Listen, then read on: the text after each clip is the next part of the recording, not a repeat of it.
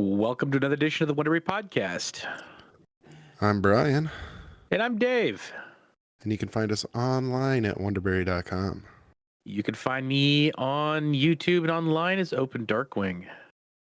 And you can still find me on TikTok, although I haven't done anything in weeks at this point. Yeah, it's just been one of those times. Yeah. I think we're all a little behind in our content creation. I'm a little behind because my front isn't. Good. I still think we should steal an idea I saw somewhere and create front back shirts. You put the word front on the back of the shirt. Okay. And they're front and back shirts. I can merch that. I can do that through our website. Heck yeah. How was your week, man? It wasn't bad. Oh, that's good. Healing slower than I'm supposed to, but doctor said it was okay. I had a follow-up appointment on Monday, so. Oh, nice. Yep, I said just keep on taking it easy. So your nuts aren't gonna fall off, huh? No, apparently not. Well, that's bonus. Had a couple rough days where I felt like they were, or I just wanted to take them off and not deal with them no more. But, Yeah, go for the full castration. Yeah, the Edward Bodkin. Gonna go visit your guy.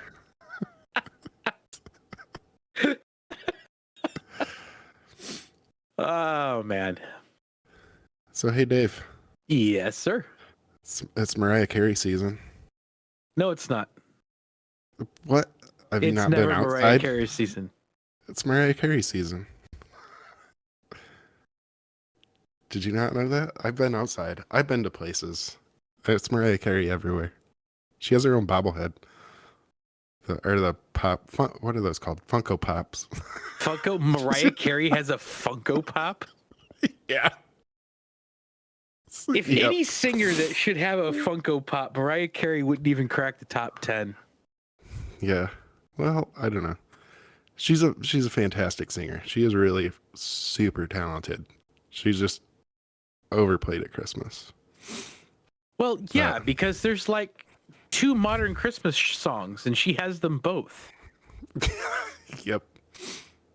So yeah, I tried to gift her a piece of property because I have a lot of land here, but she came back and said,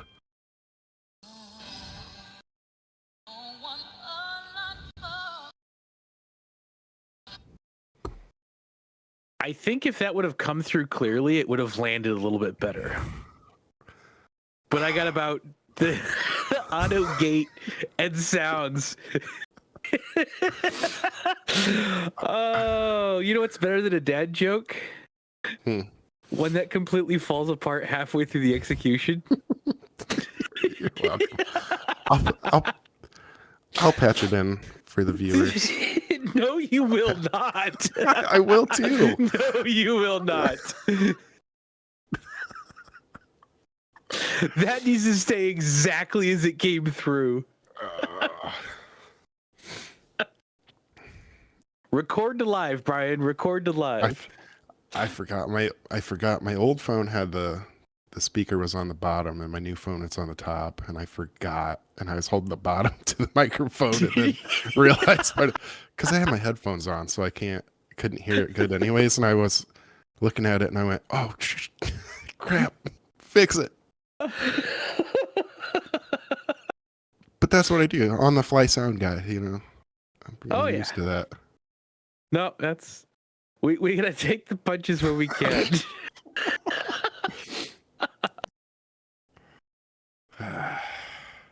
You know, it's going to be interesting. And I was just looking at this because it's probably not going to surprise anyone that we don't record this Sunday mornings. But next week's episode, We don't. Next week's episode that we record is going to be released on Christmas. So we should do something special for that. I don't know what, because it just popped into my head. But I think so we should do something. I should try that joke next week and nail it though. Let's see if we can't land the joke next week and see if it works.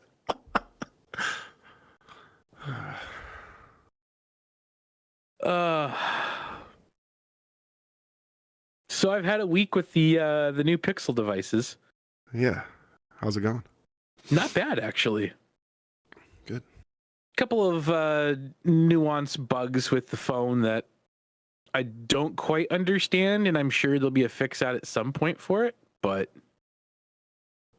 every once in a while, it, like if I'm sliding between a couple apps while there's a video playing, the entire UI will kind of freeze a little bit, and then I have to hard reboot it. It's happened twice in the last week.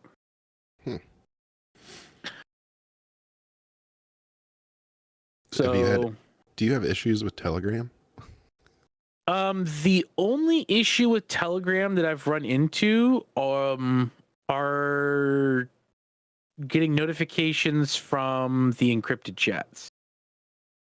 Yeah. That's it. No other issues. All of my exceptions for overriding Do Not Disturb, that all transferred over just fine. But I also use Telegram X, and I'm not sure if that's contributing to it or if I should try regular Telegram and see if I still have the same issues. Yeah, hold on. What's Telegram X? So Telegram purchased another kind of competing service and turned it to Telegram X. So there's a few extra features. It was kind of like their test bed for features before they pushed it out to regular Telegram.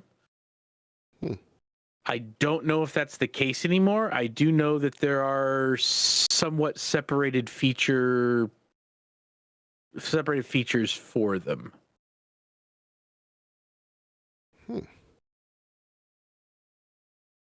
How did I know that? I might check that out.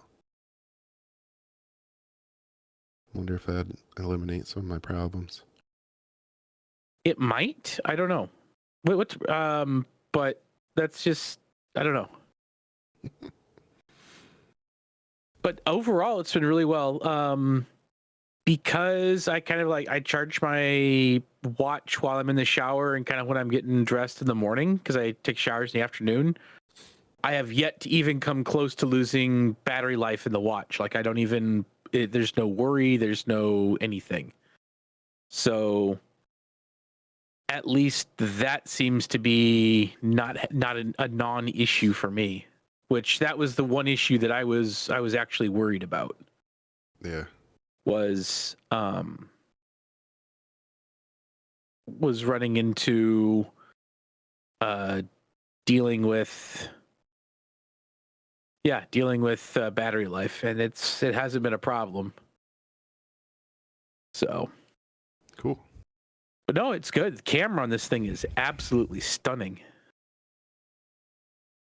Yeah, it's got, I don't remember the sensor difference.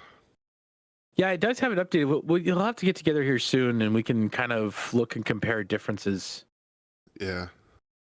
But no, it's beautiful so far. We should do some astrophotography comparisons too.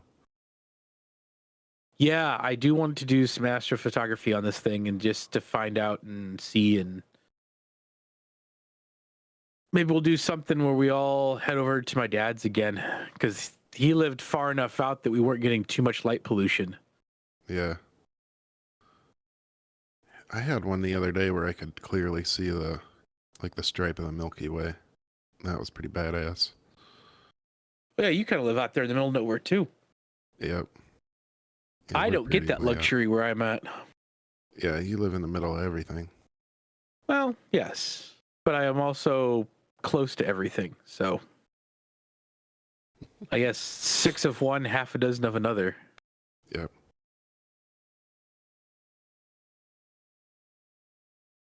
So what I said about moving here was, coming from out of Grand Rapids, like, yeah, used to be able to order like curry goat at 2 a.m. on a Saturday and have it delivered to my house. You can't order any. You can't even order a pizza and have it delivered to your house. Yeah. No, I got two places that deliver pizza, and that's it. I can't even find curry goat though.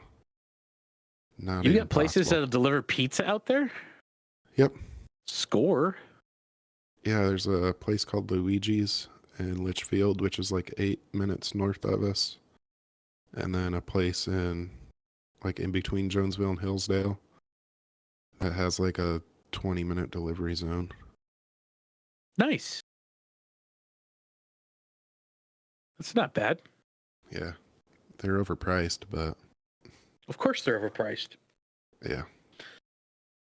Smaller places like that tend to be, but they usually also are better pizza than what you can get from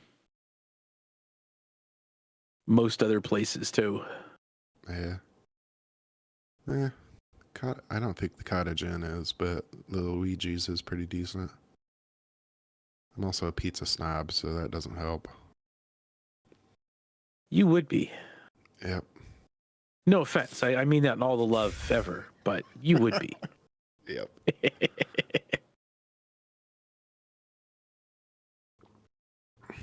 So I got my capture card hooked back into my computer because I had to get a riser cable that would fit in properly so that I could vertically mount something else because I now have two graphics cards in my computer. Mm-hmm. And I've been going through, I found a box of old home video VHS stuff that I got from my mom when I got all of the pictures and everything else. So I've been kind of going through and looking at and watching some old and recording some old home videos. And I wasn't sure how they were going to work out because I was looking at the dates on some of these and they're from like the mid 80s. And there's no way that VHS tapes should have lasted 36, 37 years. But somehow they have. So I think the earliest one that I have is from 86. And yeah, it's hilarious some of the stuff that I've come across. What do you got? What do you got? A chest cold, it sounds like. Yeah, sorry about that. I didn't mute the right thing in the time. I clicked the wrong button. My bad. Yeah, including me doing gymnastics from 88. I think I was... You'd have been 5? Yeah, 5 or 6, yeah. So that will probably end up on YouTube at some point. If not, I'll pull some stills off of it, but it's fairly funny. That's youtube.com/open darkwing. No, I probably won't put it there. I'll let people know. I'll probably put it on my personal channel instead of there. But yeah, or maybe I'll just take snippets of it and put up as shorts. Maybe I'll do that as a second TikTok because I already have one TikTok where I'm angled weird, staring at the camera, yelling at it if I'm doing it right. Classic boomer. That was the goal. That was the goal.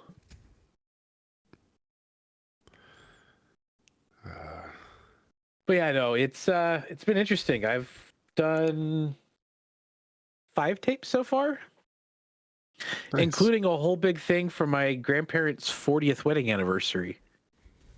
They did a whole video for it because by that time, a couple of my aunts and uncles, they were kind of spread out throughout the U.S.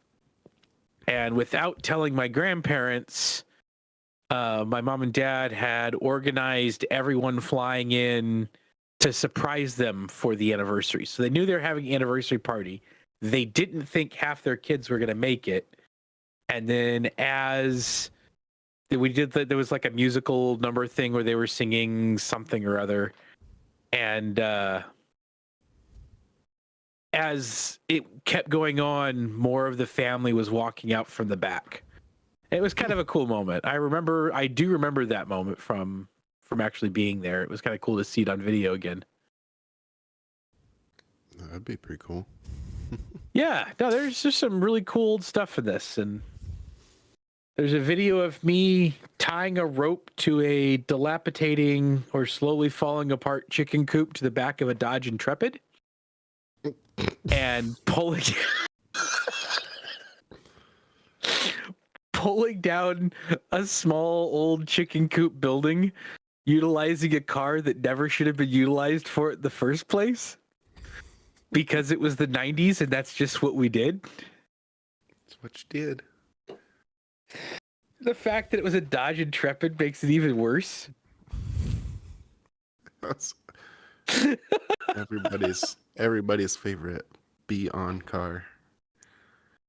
The Dodge Intrepid that was and the Pontiac Grand Prix. It was the one, that one was the was that the Oldsmobile Bonneville with that bubble butt back? You know what I'm talking about? Yeah. Our choice of cars back then was just terrible. Yeah. But that was the other weird thing, is seeing like shots of parking lots or cars driving and being like, man, this is some 80s B-roll that's crazy.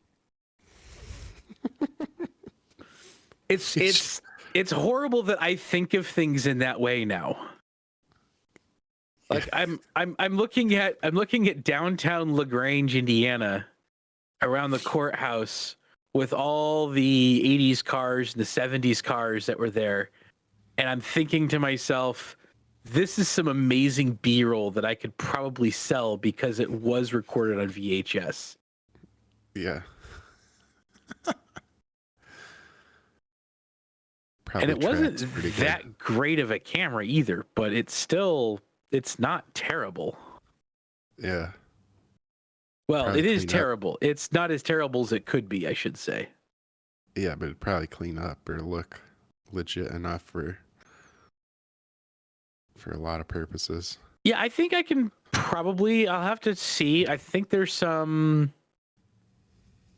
a lot of it is because it was a cheaper, those old shoulder mounted VHS cameras. I think I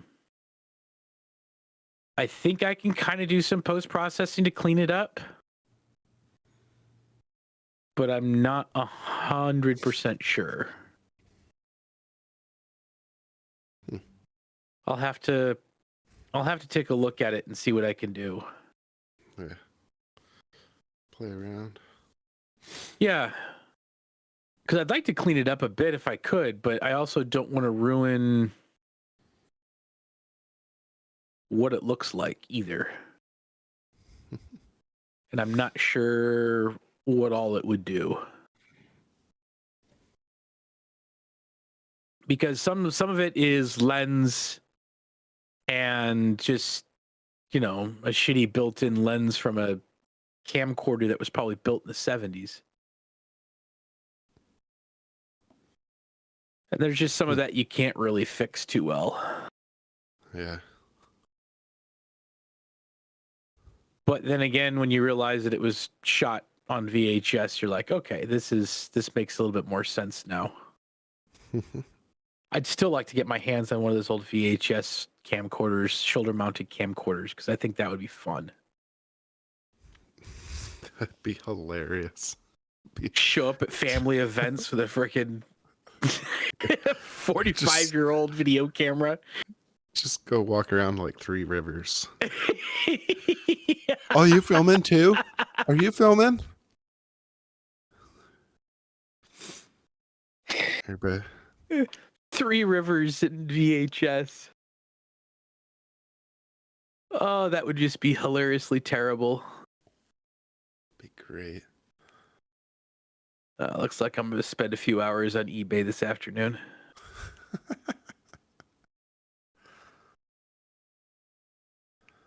So you see any of the big news this week?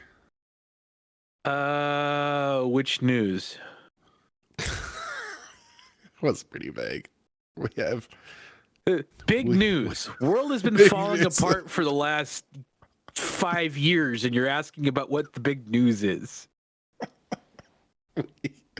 we have positive output nuclear fusion. I did see that. I saw the headline of that last night at dinner. We were at Lucille's barbecue. Nice. And met up with some work friends of Hill's for dinner. And I saw it on, that was one of the two headlines that I noticed on that small TV they had there. One was they got output from nuclear fission, which I have not looked into that. The other one was blizzard watch and tornado warnings. And and I was like, well, we're just a pack of sharks away from this being a really funny news cycle.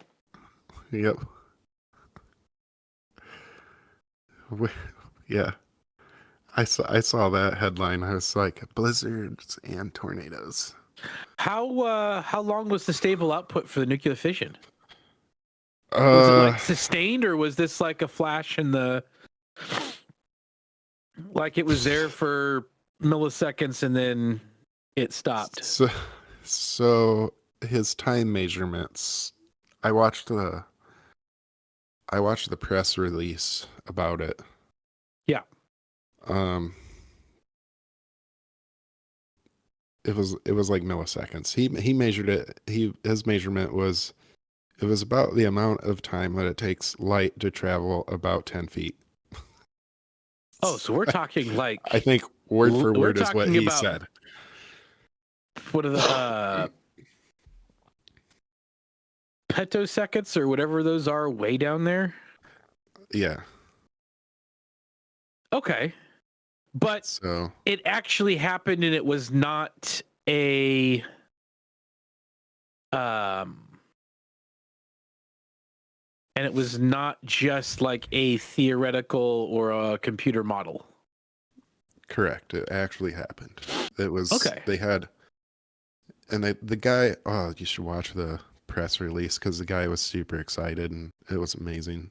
No, that's honestly really crazy leap forward. Yeah, and they said that they had a source of fuel that's about the half the size of a BB, and they shot it with 190 lasers, and that they put in 2 megajoules of power, to power to the lasers. Yep. And the fuel source sustained long enough and output enough fusion reaction that there was a gain of about 1.5 megajoules. Wow. Which in British terms of energy measurement, that is about 15 tea kettles boiling. 15 tea kettles boiling. Yeah. That was the official. Someone was BBC. definitely trying to dumb it down for the media. Well, no, that was the BBC. The BBC actually released that as their official measurement of how much power they gained. Okay, so the BBC said that it was that, not the scientist. No, yeah, the scientist. I was gonna say, because if the scientist did that, that would be actually kind of funny. Yeah, the scientist said about 1.5 megajoule output, and then the BBC said it was about 15 kettles to boil. Because if the scientist had said that, I'd be like, man, props and kudos for elitisting yourself up to dumb it down that much. Yeah. Because that would have been funny. Yeah. He did do a really good job of like keeping it pretty layman though, which was nice. Good. Because like I understand a lot, but if he had got into like really technical stuff, it would have gone over everybody's head. But he actually had said like the fuel was this about half the size of a BB, and I was like, man, like I bet the majority of people know about the size of a BB and know about half of the size of a BB, like just off Yep. the top of their head, can relate to that. Yeah. Like, great job. The other group that does that really well is whoever runs the webcast for the SpaceX launches. They break stuff down, but they do it because there's a way to break things down to make whoever you're breaking it down for feel like an idiot. And there's ways to break it down to where they feel smarter because they learned something. Mm-hmm. And there's a fine line between those two because you can really easily come across as insanely condescending when you're breaking stuff down. You know what we call that fine line between there? In between, we call that the Mason-Dixon line. Oh, Jesus Christ, dude.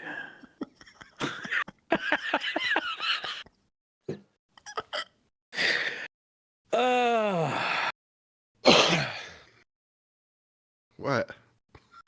Nothing.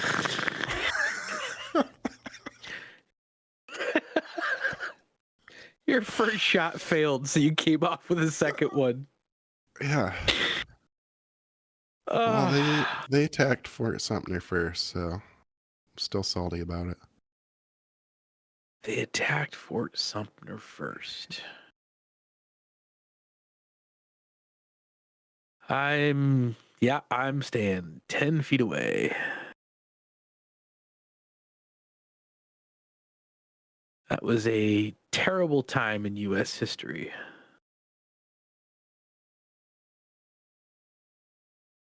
Oh, but yeah, no, everything is, I think we're all good. News cycles are always fun to watch, but. Sure.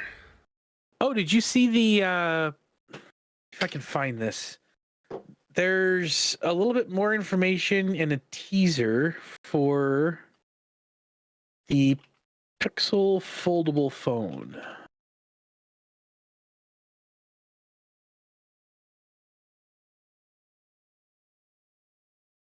There was, from the rumor mill, obviously, but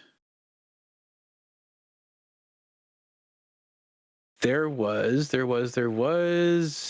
update. I'm trying to find it.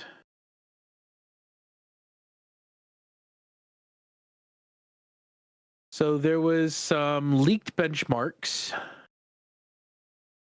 There was some code that went into Android that kind of led to a possibility of a Google Pixel Fold.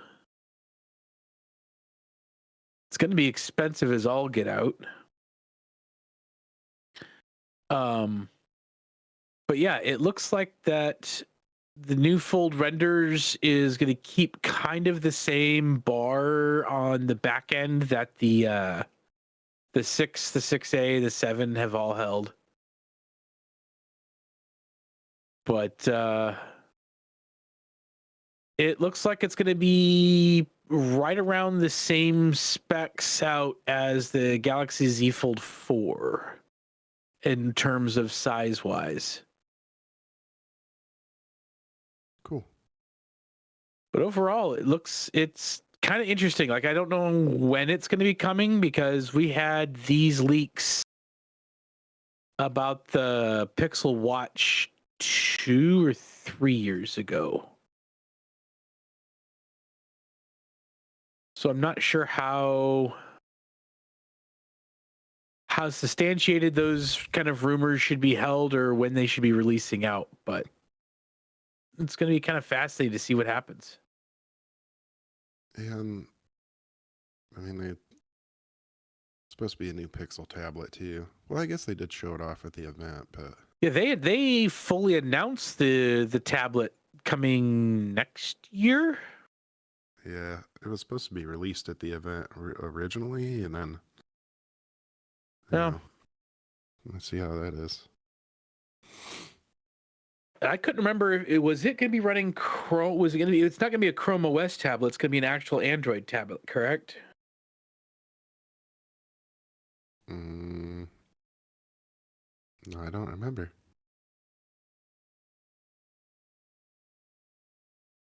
I'm looking it up right now.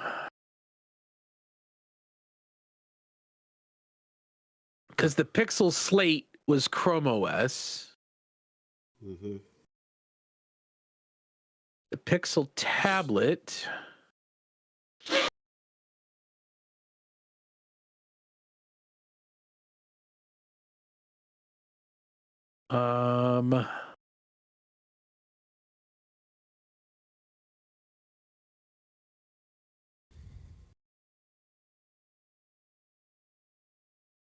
I'm not seeing any announcements on that. Although it did look kind of awesome that they were going to be throwing it on.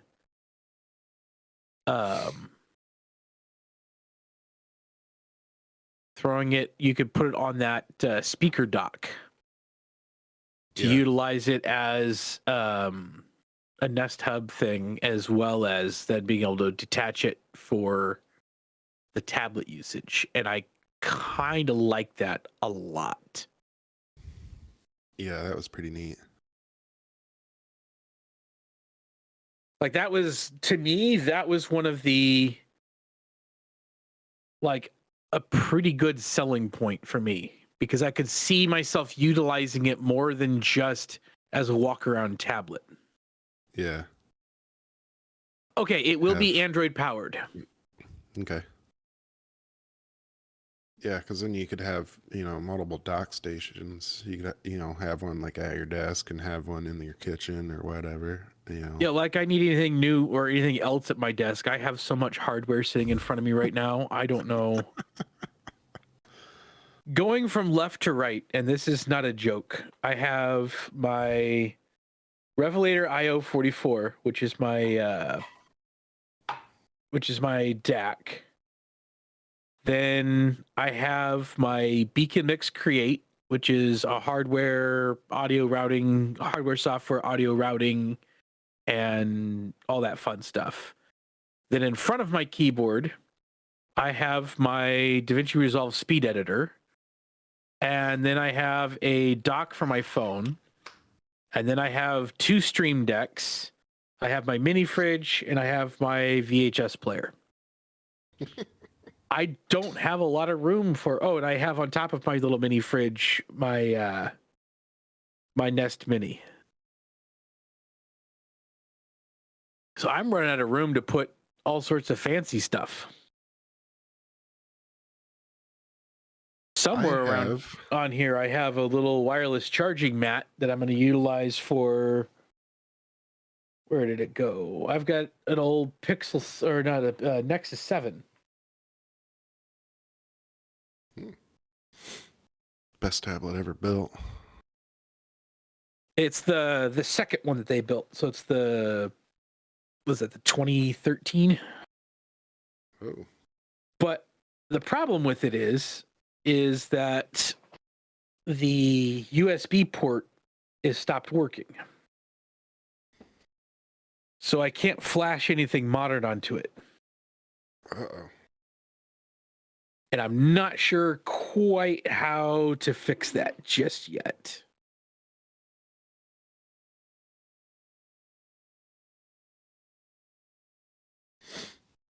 So I don't know what to do with it. Because running old Android, a lot of stuff just doesn't work on it anymore. Yeah.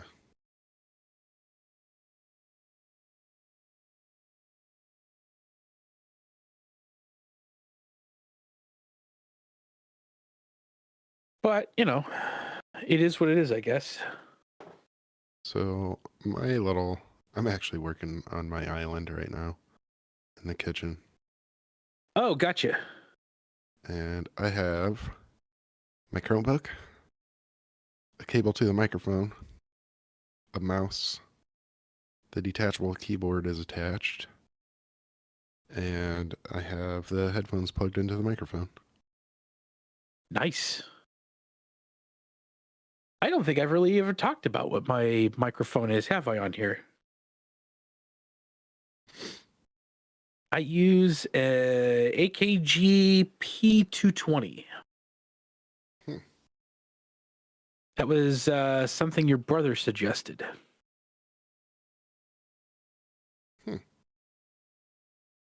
Not a bad microphone, honestly.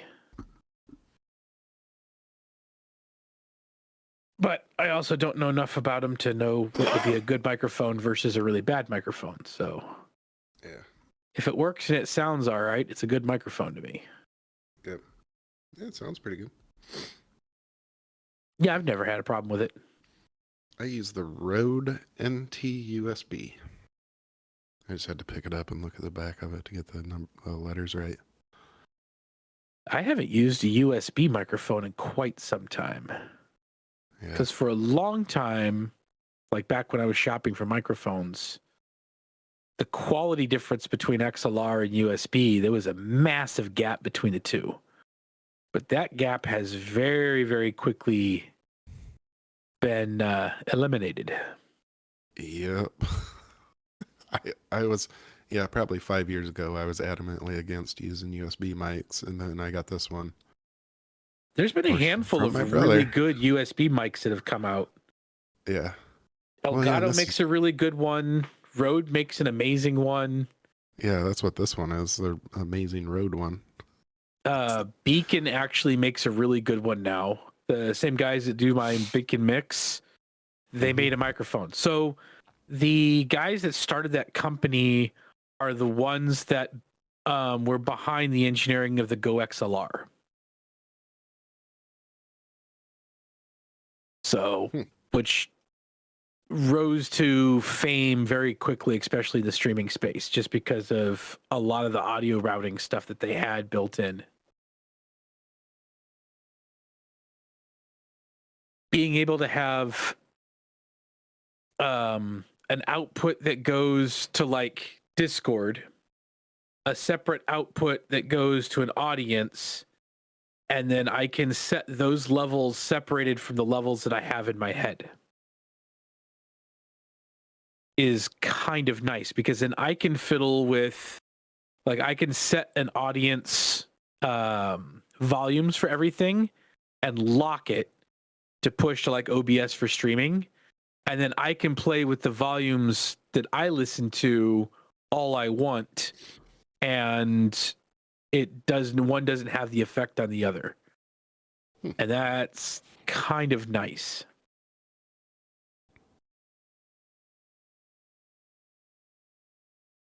See, and I just have two. What do I have? I have two blend knobs. Oh, I got one blend knob, and then I have a volume knob right on the microphone itself. Yeah.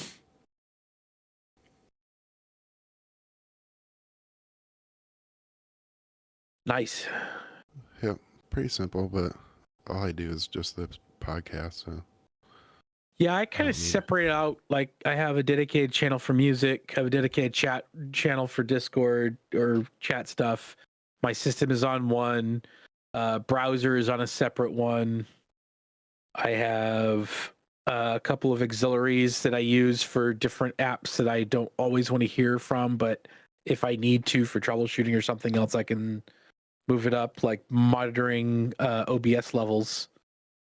Or when I'm recording in, for example, all the VHS stuff, it pumps out to its own channel instead of it going to this regular system channel. But the other nice thing is that I could route stuff like music or stuff like other things directly into other channels. I haven't tested it in a while, but I believe I could have music and then pipe it through to play out like over Discord.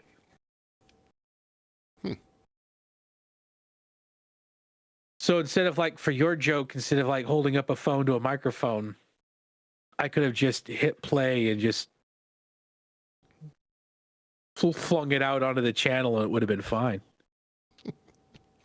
I thought about trying to do that and using because Discord has a bot for that. Oh, like a music bot or something? Yeah, what is that called? Hydra? I tend to stay away from those because the people that do it they play the shittiest music out there. But the Hydra is linked up with Spotify, so you can play like Spotify playlists. People play shitty music because that is the stuff that's usually copyright free. Oh, I know. But I've actually managed to find some decent artists that are copyright free that I throw up when I'm streaming.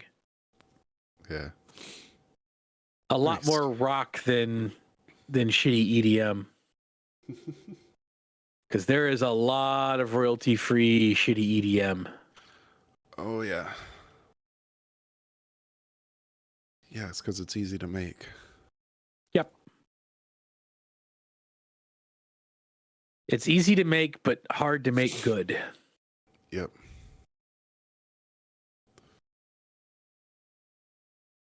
Which is really unfortunate because it should be a lot nicer than it is. Because good EDM is good music. Yeah. I've come to appreciate really good EDM. There's a group that I started listening to, and I'm gonna screw the name up, but give me a second. I will look this up. They are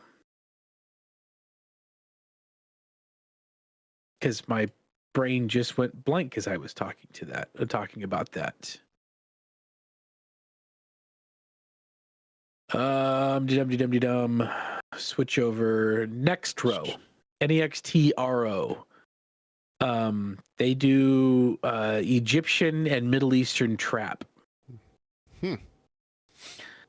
And it's really, really well done. Nice. I mean- There's a guy I like. His name's Grizz, Griz. He's kind of bigger time now, but he does like live instrument EDM, and he's a saxophone player. So there's a lot of like saxophone solos in all the EDM. It's pretty badass stuff. Nice. It is phenomenal. I'll have to look him And up. there was I look it up because I was listening to him when I wrecked the 4-wheeler the one time.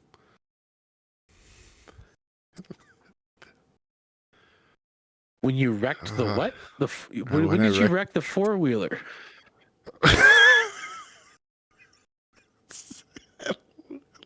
Wait, why do I not know this? And you're laughing way too hard. Why do I not know this? I've wrecked the 4-wheeler probably 3 or 4 times.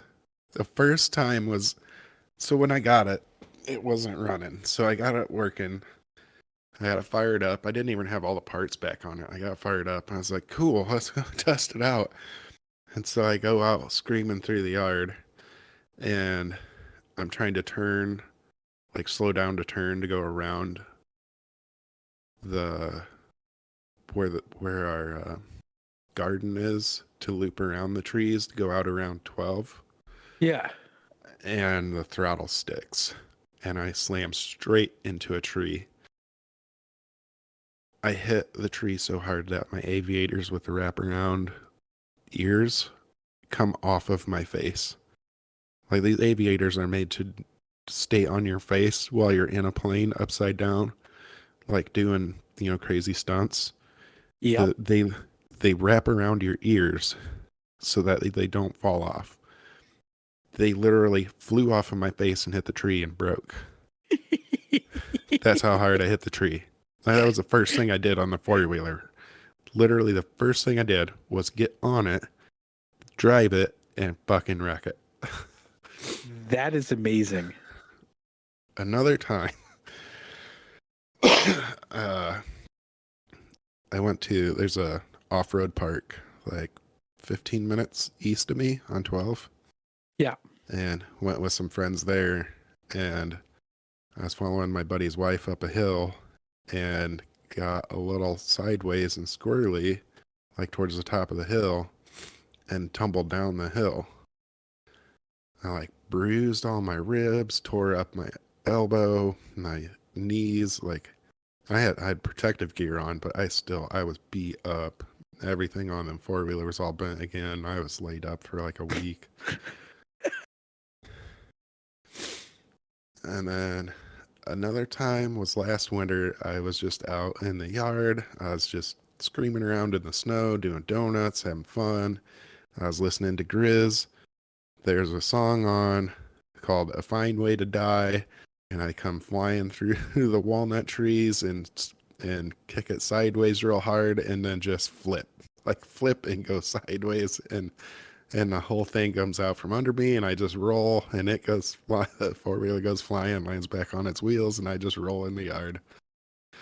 And I'm just laying in the yard in the snow, just like, and it's the song's just, it's a fine way to die. And I'm like, yep, yeah, that was fine. This is fine. Yep, it's fine. Oh boy. Yeah, the one at the off-road park was the worst though. That one actually was like injured. That was bruised ribs, and that was bad.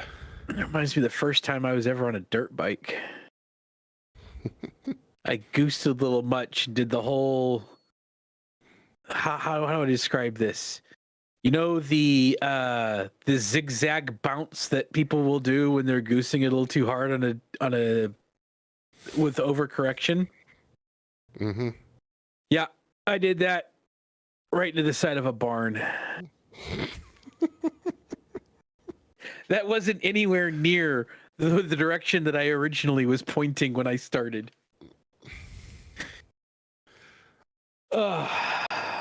Did that once and only once.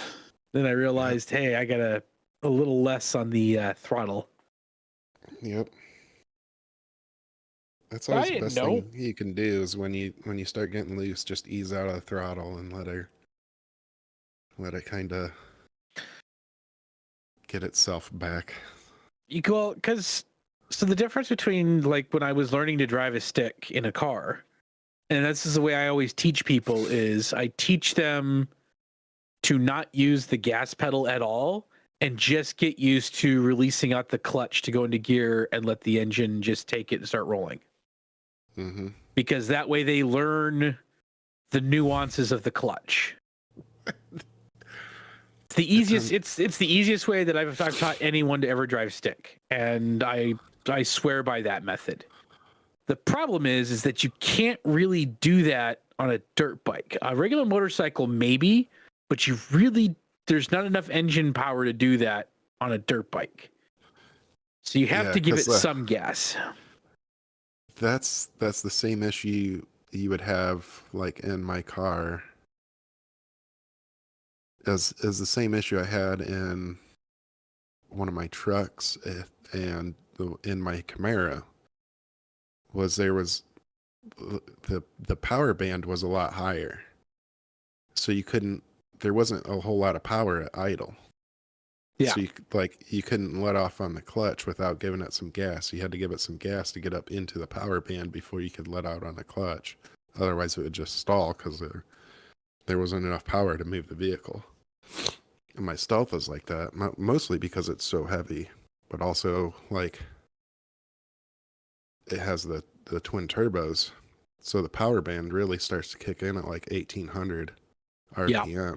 So you have to give it some gas to start taking off, or you have to learn to be super smooth with the clutch. Yeah. You can't just. But that does work on, not like works on regular vehicles that aren't like high torquey things. Yeah, no, it's if you get a regular, just your bog standard without any craziness, it works out pretty well. There was the truck that I learned to drive stick on was an old Chevy Love pickup truck. And that thing was insane because you could keep the brake on, shift it in first, and then just dead drop the clutch, and it wouldn't die. I don't know how. I don't know why. I don't care either of those two things, but it was kind of impressive that you could do that, which made learning to drive stick kind of cheaty. And I didn't realize that you couldn't do that in every vehicle, because when I got in a regular vehicle, I couldn't get that thing to start rolling to save my life. Which, hilariously, the second stick that I learned to drive on was an 83 or an 84 Ford Fiesta, which was like not that much bigger than one of those old Geo cars, those little tiny things. It's like a little tiny silver hatchback. It was insanely small. Did you ever put Adderall in the gas tank of your Fiesta? No, Did you know you could do that? I did not. Yeah, I'd make it a Ford Focus. It would make it oh, Jesus Christ. You're on fire today. I know. You have to make up. I'm not going to let you forget that, by the way. I fucked the first one, but I nailed the other two. Those were just off the top of my head, Dave. I had zero plan on those. They just came up. Oh, I know. So, yeah, I'm really making up for it, though. Yeah, you should. Always make up for it. Mm-hmm. Well, I will come up with an idea for next week to make it a little bit more Christmas themed. I don't know how we're going to do that yet. Can we actually get Mariah Carey on the show? Oh, that'd be fun. You know what I should do? It's the 14th today, which gives a little insight of how much earlier we record these. I should probably really? set up the Christmas tree. Oh, jeez. Yep. At least you waited until after Thanksgiving, and no baby reindeers will die. Yeah, but I think I waited so long that everyone else's hopes and dreams die with it. Yep. It's okay. Yeah, I should probably set the tree up. Yeah. Just make sure you remind everybody that Christmas is just the whitewashed versions of pagan religions. I still think I want to replace my Germanic. I want to replace my Christmas tree with a giant inflatable bottle of Coca-Cola. I think that would be. I mean, we utilized Santa Claus, and that was our iconic version of Santa Claus was 100% Coca-Cola. Yeah. Yep. They gave us Santa Claus and stupid polar bears drinking Coke. Yeah, and they didn't bring along Krampus. No, they should. We need to bring Krampus back. Yep. Bring Krampus back.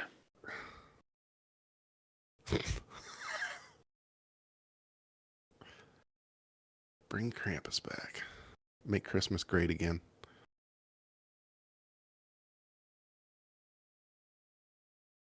Make Christmas great again? Yeah. Bring Krampus back. Do you know that him and Santa were like bros? Like, I don't remember if they were like legit brothers, like born brothers, or if they were just like bro brothers, but like Krampus would he would like go into the town first and he'd like clear out all the riffraff children. And you could like parents could either like put up birch, like a bundle of birch twigs at their door, which was like a sign to Krampus, like, hey, we celebrate you here. No need to check in on us. or you could like leave them all sorts of gifts and stuff. And then if you didn't do any of those, then like you pretty much just kind of done with your kid, and Krampus would just come in and take your spoiled brat of a kid for whatever reason. And then whatever was left, Santa would come through, and he would come through with presents and leave presents for all the good kids that were left. So Interesting. yeah, Germanic traditions, bro. Yeah, you gotta love them. Mm-hmm. Gotta love them. That's where a lot of our stuff comes from, bud. Yeah, you know how it goes. Yep. All right, well, we'll get geared up for Christmas for next week.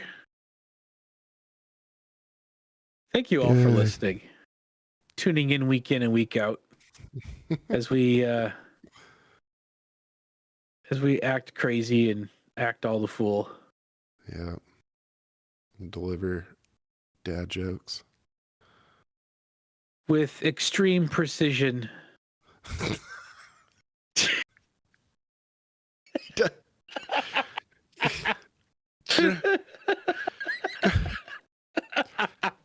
Go back and count how many of them I have freaking nailed. I'm gonna slip up once. Fine. It reminds me of that joke where a man and his son are sitting looking out over the small village they live in. The man goes, son, you see that church over there? So I built that church, my own 2 hands, ground up, foundation, everything. But do they call me Bob the Church Builder? No. You see that bridge over there?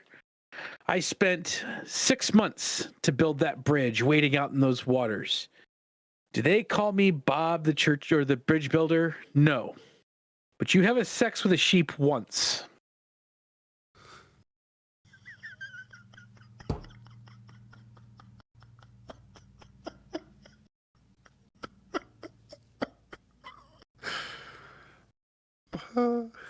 See you guys next week. Later.